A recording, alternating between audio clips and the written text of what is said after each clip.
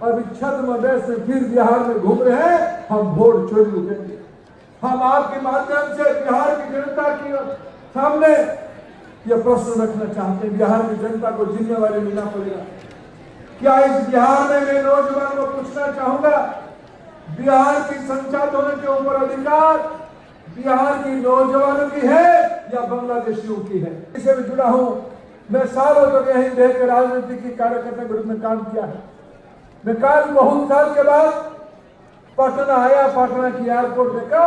मैं प्रधानमंत्री नरेंद्र मोदी जी को बिहार वासियों की ओर से, देश की ओर से आभार प्रकट किया। आपकी दृष्टिकोण पटना नया रूप ले रहा है। पटना एयरपोर्ट उसकी उदाहरण है, उसकी साक्ष्य है।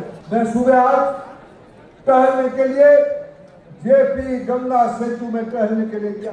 मित्रों, मैं चुनौती देता हूं ये वोट चोरी की राह रहने वाले लोगों को, जो लोग बिहार की संसाधनों को लूट के अपने तिजोरी भरते थे, गाय भैंस की चारा को चोरी करते थे, बिहार की जमीन को हड़पते थे। ये लोग जाके जेपी गंगा पर दिख के आए, तब उनको विकास क्या ध्यान में आएगा? क्या मित्र, ऐसे नेता, जो नेता हमारे नरेंद्र मोदी है, जो नेता हमारे नीतीश कुमार है, उनके लिए आने वाले चुनाव में हमें मेहनत करना है या नहीं करना है? बताओ भाई और बहनों।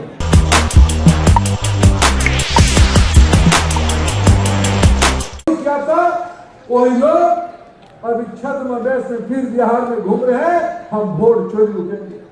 हम आपके माध्यम से बिहार की जनता के सामने ये प्रश्न रखना चाहते हैं, बिहार की जनता को जिम्मेवारी लेना पड़ेगा।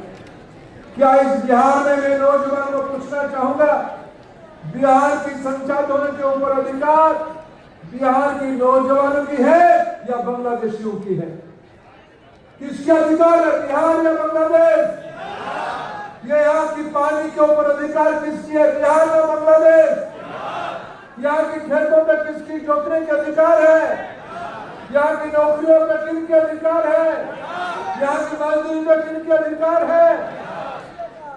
मित्रों, किनकी वोट करने वाला है?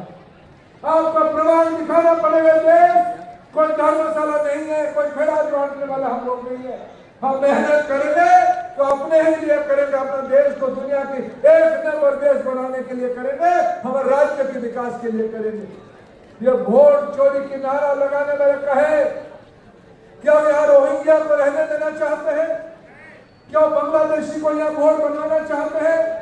क्या बिहार के नौजवान उस चुनौती को स्वीकार नहीं करेगा? इस भ्रम को दूर नहीं करेगा?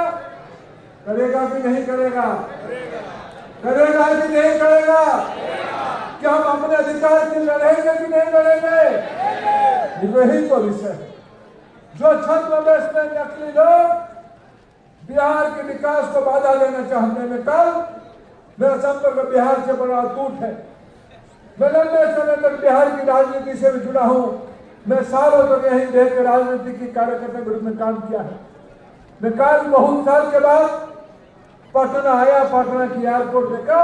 मैं प्रधानमंत्री नरेंद्र मोदी जी को बिहार वासियों की ओर से, देश की ओर से आभार प्रकट किया। आपकी दृष्टिकोण पटना नया रूप ले रहा है। पटना एयरपोर्ट उसकी उदाहरण है, उसकी साक्ष्य है।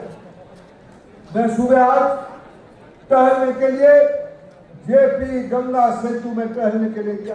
मित्रों, मैं चुनौती देता हूं ये वोट चोरी की राह रहने वाले लोगों को, जो लोग बिहार की संसाधनों को लूट के अपने तिजोरी भरते थे, गाय भैंस की चारा को चोरी करते थे, बिहार की जमीन को हड़पते थे। ये लोग जाके जेपी गंगा पर दिख के आए, तब उनको विकास क्या ध्यान में आएगा? क्या मित्र, ऐसे नेता, जो नेता हमारे नरेंद्र मोदी है, जो नेता हमारे नीतीश कुमार है, उनके लिए आने वाले चुनाव में हमें मेहनत करना है या नहीं करना है? बताओ भाई और बहनों। मैं सुन नहीं पा रहा हूं। मेहनत करना है कि नहीं करना है? एनडीए की सरकार को दोबारा जिताना है कि नहीं जिताना है? मित्रों, यही गांधी मैदान साक्षी है। इमरजेंसी क्यों देश में लगी? नई पीढ़ी के लोगों को अध्ययन करना पड़ेगा। गूगल में जाकर अध्ययन करो तो चलेगा, पुराने किताब को पढ़े पढ़ना पड़ेगा। लोगों की मौलिक अधिकार, फंडामेंटल राइट को कांग्रेस पार्टी ने छीन लिया था। ये राहुल गांधी, प्रियंका गांधी आज तेलंगाना के मुख्यमंत्री रेवंत रेड्डी को लेकर घूम रहे हैं। जो रेवंत रेड्डी 2 महीने पहले कहा था बिहार की लोगों की खून अच्छी नहीं है, उनकी डीएनए अच्छा नहीं है, ऐसे लोगों को लेकर आए हैं राहुल गांधी और प्रियंका गांधी। उनकी सभा तेजस्वी यादव आयोजन कर रहे हैं। मैं आप लोगों का आह्वान करता हूं, जाइए पूछिए, उनको माफी मांगनी चाहिए बिहार की जनता से। राहुल गांधी, प्रियंका गांधी, तेजस्वी यादव को बिहार की जनता की सामने माफी मांगनी चाहिए कि नहीं चाहिए? क्या गाली देने वालों को मदद करनी चाहिए? क्या रेवंत रेड्डी ने ठीक काम किया था? ऐसे लोगों को घूमने वाले लोग इमरजेंसी लगाए थे। क्यों इमरजेंसी लगाए थे? क्योंकि उनको भारत की और बिहार की जनता ने प्रश्न पूछा था, विशेष करके नौजवानों ने प्रश्न पूछा था, छात्रों ने प्रश्न पूछा था। क्यों? आप क्या कोई सम्राट हो? आप क्या कोई राजा हो? क्या प्रजातंत्र में आपको हम प्रश्न नहीं पूछ सकते? आप लोगों की मौलिक अधिकार को छीनना चाहते थे मित्रों। इसीलिए देश की नौजवान जो बिहार के नेतृत्व में, जयप्रकाश नारायण जी के नेतृत्व में इस गांधी मैदान के अंदर देश के सामने एक नया आंदोलन के रूप रखा। इससे भयभीत होकर इंदिरा गांधी जी ने इमरजेंसी लगाई, संविधान को छीन-भिन किया, तार-तार किया, संविधान को काले कोठरी में बंद करने के लिए उन्होंने षड्यंत्र किया। व्यक्तियों को बोलने नहीं देना, स्वतंत्रता को छीन लेना, मीडिया की हो, न्यायपालिका की हो, सिनेमा की हो, संगीत की हो, नागरिकों की हो। ऐसे लोग फिर एक बार बिहार में आके स्वांग रच रहे हैं। मैं आज के यूथ ऑफ बिहार को यही 2 प्रश्न पूछना चाहता हूं। 2047 को बनाने का जिम्मेवारी किसकी है? किसकी है? आपकी है या नहीं है? बनाएंगे, डेवलप नेशन बनाएंगे। क्या उसको बाधा डालने वाले लोगों को हराएंगे कि नहीं हराएंगे? 2 दायित्व है। 47 के लक्ष्य को पूरा करना है, पूरा करना है। उनमें बाधा देने वाले लोगों को हराएंगे कि नहीं हराएंगे?